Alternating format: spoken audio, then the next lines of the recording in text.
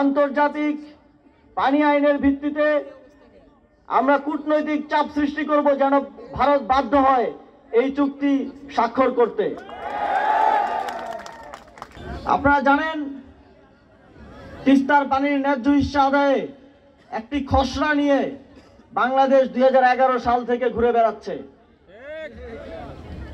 কিন্তু বিগত সময়ে আমরা এমনই এক ফ্যাসিবাদী সরকার পেয়েছি যারা শুধু বলে গেছে যে ভারতকে যা দিয়েছি আজীবন মনে রাখবে, কিন্তু ভারত থেকে কিছু আদায় করতে পারেনি। তাদের নতজানু পররাষ্ট্রনীতির কারণে তারা শুধু ভারতে গিয়ে ভারতের প্রধানমন্ত্রীর সাথে ছবি তুলেছে, তিস্তার কথা বলার সাহসটা পর্যন্ত করতে পারেনি। অন্তর্বর্তীকালীন সরকার তার গঠনের পর থেকেই পররাষ্ট্র নীতির ক্ষেত্রে শির দ্বারা উঁচু করে দাঁড়িয়েছে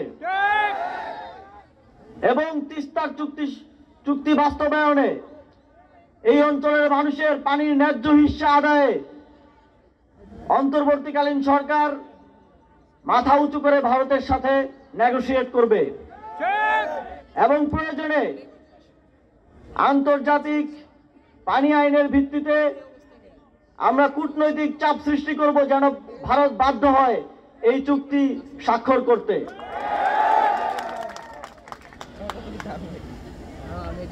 আপনাদের সকলকে আজ আসার জন্য, আমাদের কথা শোনার জন্য এবং আপনাদের কথাগুলো বলার জন্য বিশেষভাবে ধন্যবাদ জানাতে চাই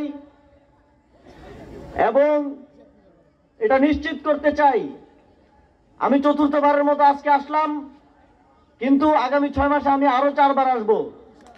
আমি সরেজমিনে যত বেশি সম্ভব এলাকা সম্ভব হয় দেখে সেখানকার মানুষের যে দাবিগুলো আছে, মানুষের যে সমস্যাগুলো আছে শোনার চেষ্টা করব এবং সেগুলো বাস্তবায়নের সমাধানের চেষ্টা করব।